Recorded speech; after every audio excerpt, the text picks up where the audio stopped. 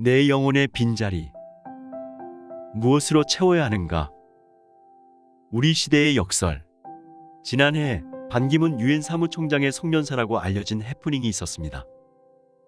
우리 시대의 역설 The Paradox of Our Time이라는 칼럼은 1999년 미국 콜로라도의 컬럼바인 고등학교에서 평소 따돌림을 당해온 두 학생이 12명의 동료 학생과 2명의 교사를 살해하고 자살한 총기 사건 이후 호주 최대 항공사 콴다스의 경영자인 제프 딕슨이 인터넷에 올린 글입니다. 그런데 이 칼럼은 딕슨의 글이 아니라 미국 시애틀의 한 대형 교회 목사인 밤무어에 대해 설교를 참고한 것으로 알려져 있습니다. 건물은 높아졌지만 인격은 더 작아졌고, 고속도로는 넓어졌지만 시야는 더 좁아졌다. 소비는 많아졌지만 기쁨은 더 줄어들었고, 집은 커졌지만 가족은 더 적어졌다. 생활은 편리해졌지만 시간은 더 부족하고, 가진 것은 몇 배가 되었지만 소중한 가치는 더 줄어들었다. 학력은 높아졌지만 상식은 더 부족하고, 지식은 많아졌지만 판단력은 더 모자란다.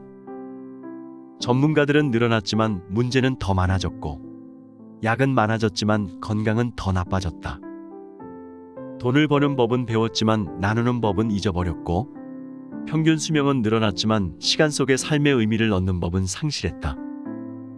달에 갔다 왔지만 길을 건너가 이웃을 만나기는 더 힘들어졌고, 우주를 향해 나아가지만 우리 안의 세계는 잃어버렸다. 공기 정화기는 갖고 있지만 영혼은 더 오염되었고, 원자는 쪼갤 수 있지만 편견을 부수지는 못한다. 자유는 더 늘었지만 열정은 더 줄어들었고, 세계 평화를 많이 이야기하지만 마음의 평화는 더 줄어들었다. 지금도 이 글이 회자되고 마음속에 와 닿는 이유는 오늘날 우리의 모습과 닮아서일 것입니다. 인간의 배고픔보다 더 큰 불행은 그 마음의 공허함을 무엇으로 채워야 할지 모른다는 것입니다. 우리에게 주어진 또 한 번의 기회.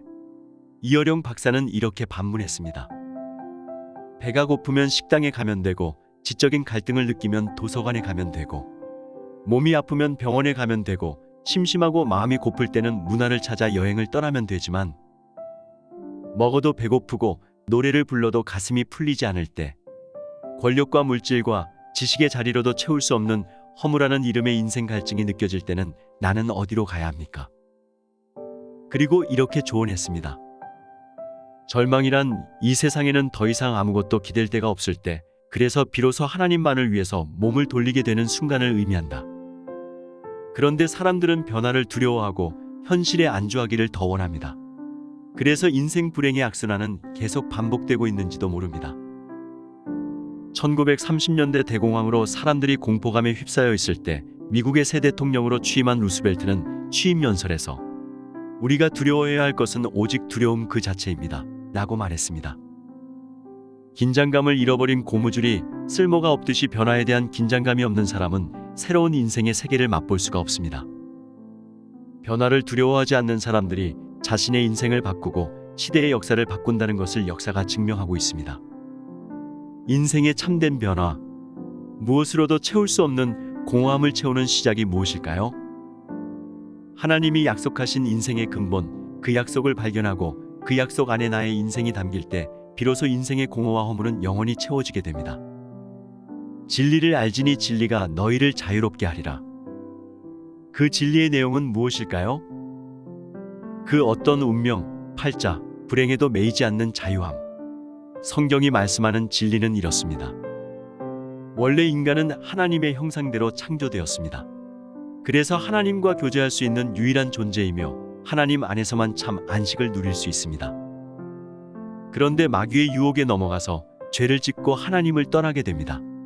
그 결과 하나님의 형상이 깨어지고 그 영이 죽은 상태에 이르게 되었습니다. 그때부터 실패와 죽음, 고통이 쉴 새 없이 들어오게 되었습니다. 결국 이 땅에서 나그네 생을 살다가 본향인 천국, 지옥으로 가게 됩니다.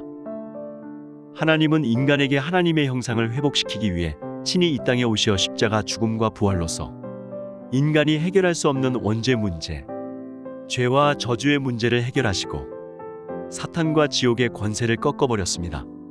그분이 바로 예수 그리스도이십니다. 예수님은 고통 가운데 있는 사람들을 향하여 이렇게 말씀하셨습니다. 수고하고 무거운 짐진 자들아 다 내게로 오라. 내가 너희를 쉬게 하리라. 그리고 성경은 이렇게 약속합니다. 그러므로 이제 그리스도 예수 안에 있는 자에게는 결코 정죄함이 없나니 이는 그리스도 예수 안에 있는 생명의 성령의 법이 죄와 사망의 법에서 너를 해방하였습니다. 예수 그리스도가 내 인생의 주인이 될 때 원래 인간이 누렸던 인생의 행복, 그 어떤 것도 채울 수 없는 참된 부요함이 회복되는 것입니다. 주께서 내 마음에 두신 기쁨은 그들의 곡식과 새 포도주가 풍성할 때보다 더하니이다. 내가 평안히 눕고 자기도 하리니 나를 안전히 살게 하시는 이는 오직 여호와이시니이다. 아래의 기도를 따라 하시면 하나님의 자녀가 됩니다. 하나님 아버지, 저는 죄인입니다. 저는 지금까지 내가 원하는 대로 살아왔습니다. 그러나 지금 예수님이 나를 위해 십자가에서 돌아가셔서 부활하신 그리스도라는 사실을 믿습니다. 내 마음의 문을 열고 예수님을 나의 구주로 영접합니다. 내 마음에 오셔서 영원히 나를 인도해 주옵소서. 예수 그리스도 이름으로 기도합니다. 아멘.